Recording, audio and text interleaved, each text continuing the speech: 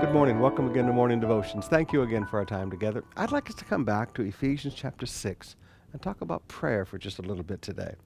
Beginning in verse 18, Paul said, praying at all times in the Spirit with all prayer and supplication.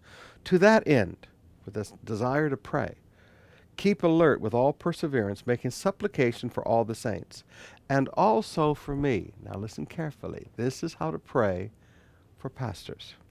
That words may be given me in opening my mouth boldly to proclaim the mystery of the gospel, for which I am an ambassador in chains, and that I may declare it boldly as I ought to speak.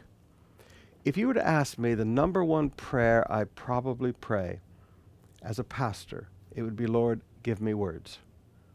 Give me words. How do you take these incredible truths of the Bible and make them simple to understand? Give me words.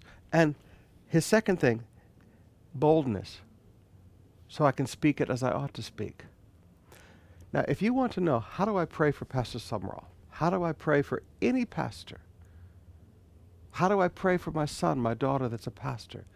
Pray for God to give them words and boldness to preach those words. Never to back up, never to back down and be ashamed of the gospel, never to back down and be ashamed of a truth because some rich person doesn't like it, or some influential artista doesn't like it, or some businessman doesn't like it.